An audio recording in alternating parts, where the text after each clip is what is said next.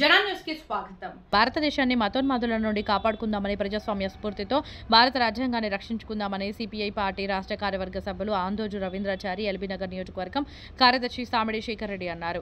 CPI జాతీయ committee పిలుపు మేరకు హయత్ నగర్ మండల కార్యదర్శి శేషరాజుపల్లి శ్రీదేవి ఆధ్వర్యంలో హయత్ నగర్ మండల కేంద్రంలోని అంబేద్కర్ విగ్రహం వద్ద నిరసన కార్యక్రమం చేపట్టారు. ఈ సందర్భంగా వారు మాట్లాడుతూ నరేంద్ర మోడీ ప్రధానమంత్రి అయ్యాక దేశంలోని ప్రజాస్వామికవాదుల మీద ప్రశ్నించే నాయకుల మీద దాడులు హత్యలు జరుగుతున్నాయని ఇది ఆశిస్తూ విధానాలకు దారితీస్తుందని అన్నారు. వక్ఫ్ బోర్డు చట్టాన్ని ప్రతిపక్ష పార్టీలకు సంప్రదించకుండానే కేంద్ర ప్రభుత్వం సవరణ చేయడం దుర్మార్గమని వారు విమర్శించారు.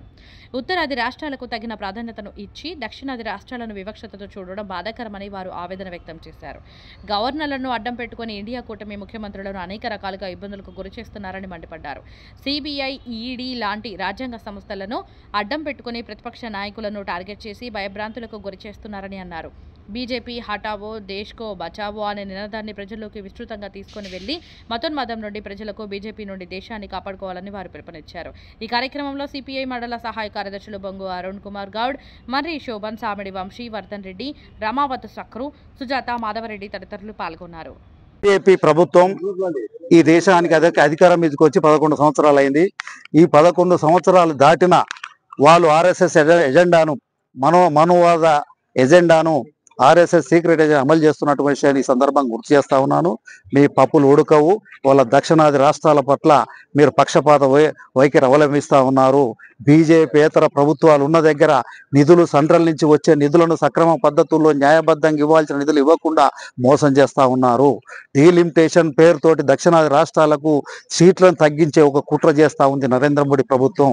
అదే కాదు, నిత్యావసర వస్తువుల ధరలు పెంచింది, గ్యాస్ సిలిండర్ ధర 50 రూపాయలు పెంచింది, ఉజ్వల పథకం పేరుతో ఉన్న వాటి మీద కూడా పేదలు వాడుకునే సిలిండర్ మీద కూడా 50 రూపాయలు పెంచింది.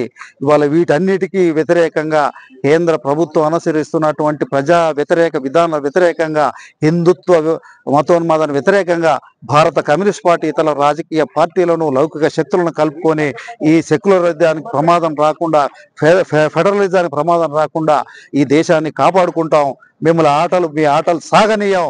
మీకు ఎన్నడో ఒక రోజు ప్రజల ఆగ్రహానికి బీజేపీ ప్రభుత్వం మరి గురి కాక తప్పదు.